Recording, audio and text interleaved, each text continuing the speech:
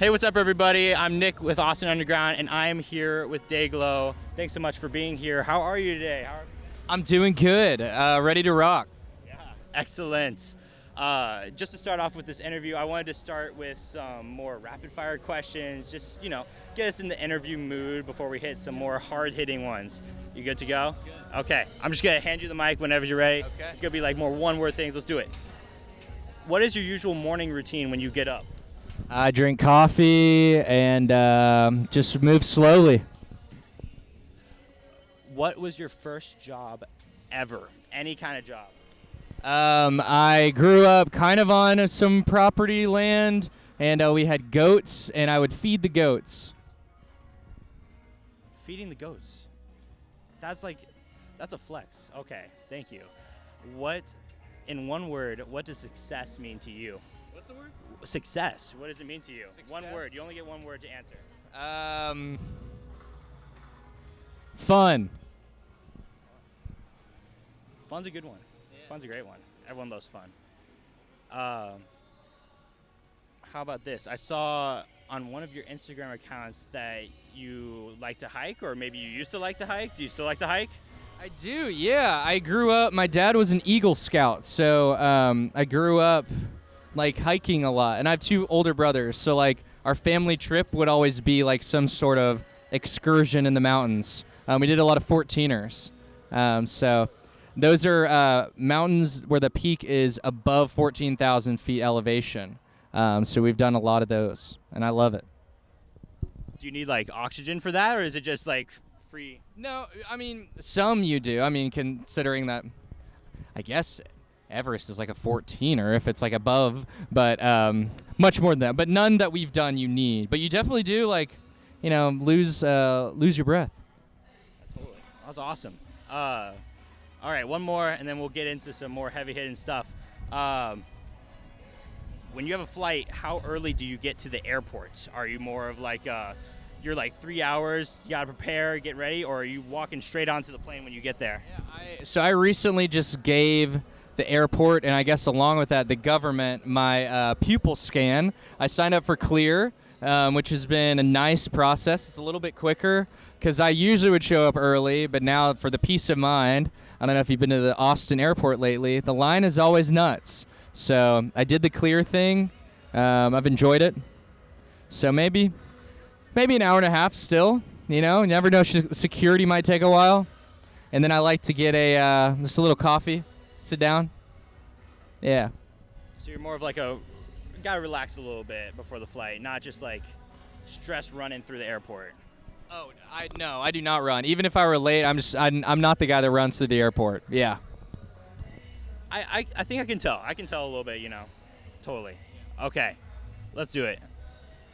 So you're back in Austin. This is where you got some of your biggest starts in Austin. Yeah. And you're now playing one of the biggest festivals in Austin City Limits. Yeah. But it wasn't always like that. I saw that one of your first concerts as Dayglow was at Spider House Ballroom. Could you take me a little bit on a trip to memory lane? Just tell me how that concert was, if you remember the one that I'm talking about, or if there's another one that's one of your first ones. And did you ever think when you were playing that show that you would end up here playing main stage? It was always a dream and a goal. I mean, I don't know. It's hard to know when you're dreaming if you think it's going to happen or not. It's just like a dream. And so, I mean, I went to ACL tons of times. I love this festival. It's very familiar. Spider House show, I didn't have a band yet because I just play all the parts myself on the recordings. So I just had a thing playing little tracks that I was triggering with my feet, and then playing guitar and singing. And I was opening for a friend of mine, and there may be 3-4 people there, but they all liked it, so that was a good sign, I guess. But it's crazy to be here now. It's amazing. I love it. That's so excellent. And I actually also have a little bit more history from you from a show even earlier than that. Could you hand me this piece of paper here? So this is an article about one of your concerts from 2016 that you just played as yourself. I don't know if we want to show the camera here. Here we go. Yeah. So could you tell me a little bit more about this? And I know it was a fundraiser of sorts for mental health cause. Is that something that you're passionate about also, or is it just for a friend? Walk me through that. Yeah. You guys went full Nardwar. Yeah, this is fun. Yeah, my friend had this thing called Music for Mental Health, which is for like a nonprofit in Fort Worth that helps with these mental health clinics in Fort Worth and funded them. And it was cool. It was a cool thing to be a part of. It was one of my first performances live.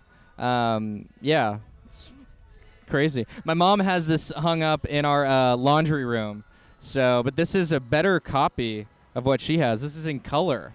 So she might like this. I might keep this for her. Yeah, thank you. Yeah. I'm sorry, it's a little crumpled. We had to get it through security, but okay. I'm glad you like it. Awesome. I had another question for you. This one also sort of has to do with emerging into the music industry. So you have a YouTube series called How I Made, and it's for all of your songs that you've made so far from your debut album, and you've put out some from your newest album, Harmony House. I think that emerging as an artist and learning how to do like music production is sort of something that's a little closed off. It's hard for a lot of people to learn, but you're really putting it out there and making it accessible for a lot of people that don't really know where to start. So what gave you the idea to really start with that and to continue with it into your second album? Yeah, one of my philosophies and goals with creating anything is I just try to do something that I wish other people were already doing. And so I've always wished that artists that I listen to would just do that. Like, what are they doing with the kick there? And so I did that, assuming that there might be people that listen to my music that would love that as well. So it's been fun. It's been a fun thing to do. I've loved it. Yeah.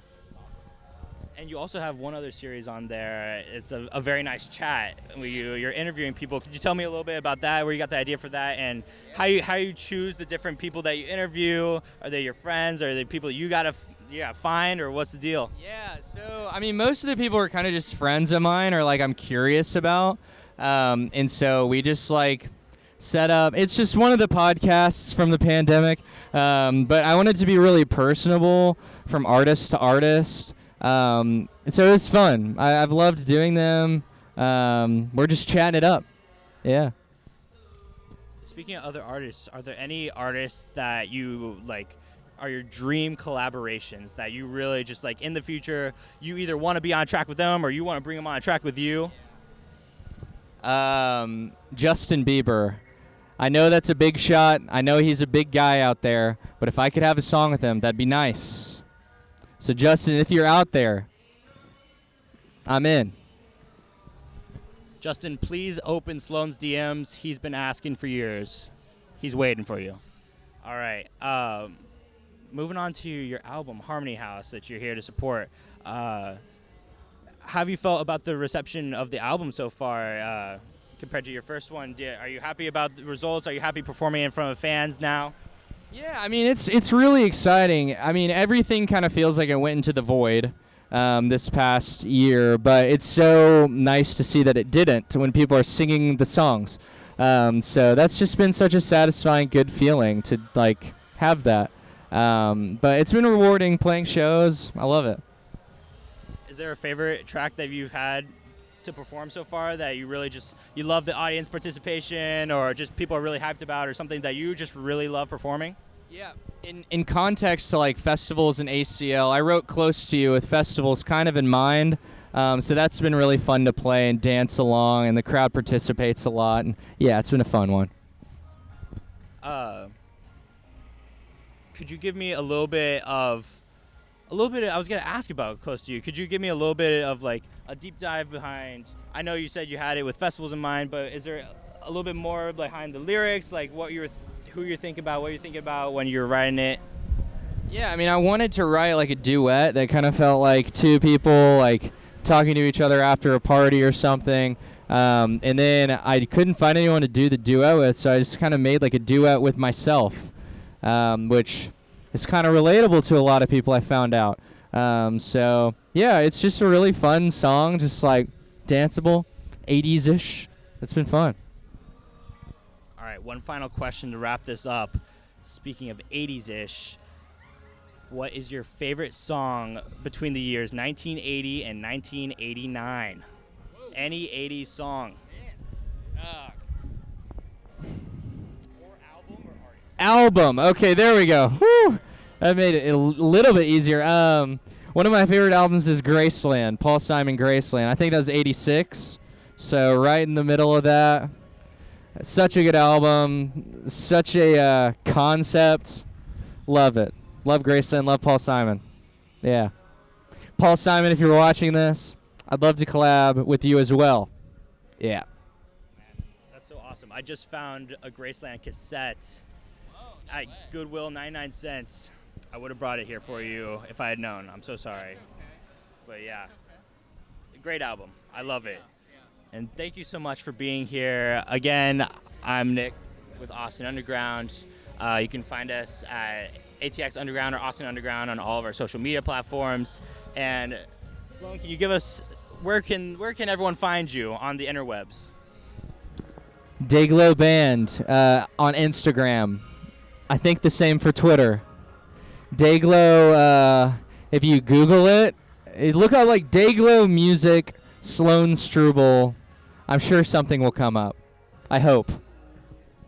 Hopefully people can Google. Awesome. Well, thank you so much, and catch you guys later.